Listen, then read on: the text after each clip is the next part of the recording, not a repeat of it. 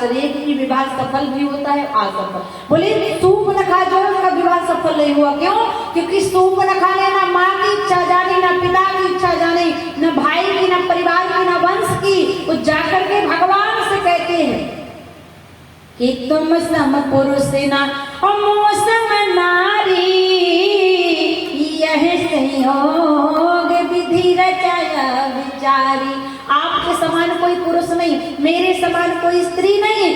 तो Ram ji I am waiting for you, please will we marriage you now. मैं आपका इंतजार कर रही थी इतने वर्षों से, मुझसे विवाह कर लीजिए। राम जी ने कहा विवाह तो कर लेंगे शूर्पणखा, लेकिन अभी तुमने कहा नारी, इसलिए अब नहीं कर सकते।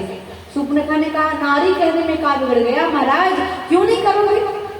राम जी ने कहा देखो शूर्पणखा, तुमने कहा नारी, और हमारे भारत में कभी नारी का विवाह होता है क्या?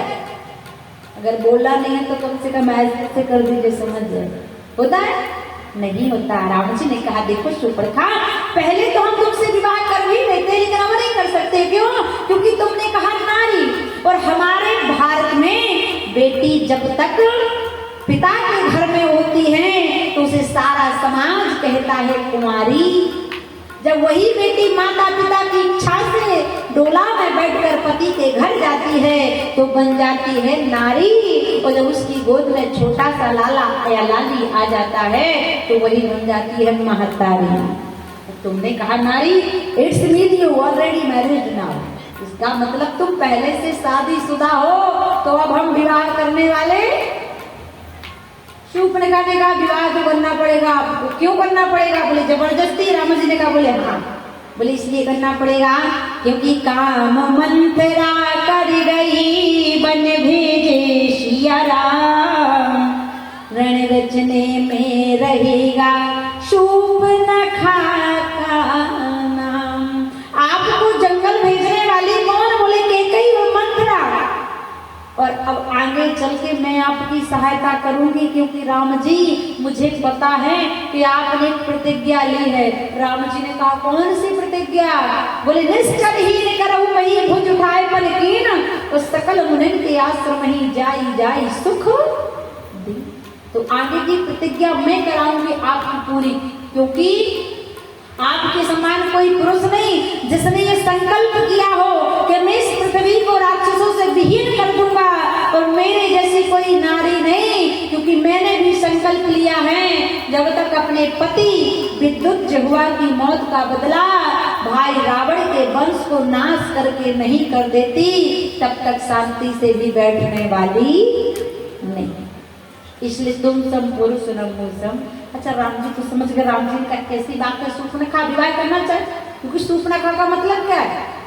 What is the definition of the Shurpanakha? बोले शूप धनु नखा, जिसका अच्छा लंबा लंबा बड़ा बड़ा नाखून हो, समझ लेना वही शूर्पणखा। क्योंकि आजकल का तो ट्रेंड चला है। आजकल मैंने देखा है माताओं बहनों की इतनी होड़ लगी है, अरे होड़ करना है तो संस्कारों की करो।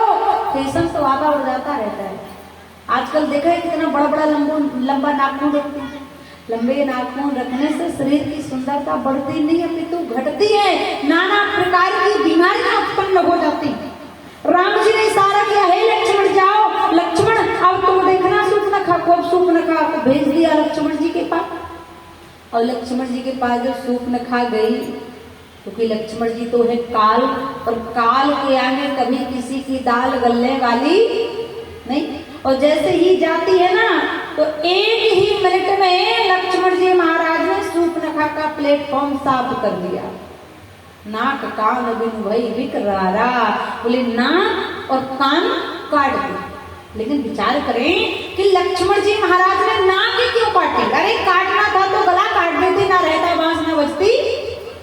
लेकिन नाक इसलिए काटी मेरी प्यारी बहनों और माताओं, क्योंकि नाक होती है व्यक्ति की इज्जत। जब तक वह संसार में इज्जत के साथ जीवित है तब तक वह इंसान है। अगर एक बार इज्जत चली गई तो वह 1000 वर्ष तक जीवन जीता रहे, लेकिन उसका कोई महत्व होता नहीं। तो लक्ष्मण जी ने समाज को रामचरितमानस के माध्यम से ये संदेश दिया है कि मेरी प्यारी माताओं बहनों, कभी अपनी मर्जी से बेटियों को विवाह करना नहीं चाहिए।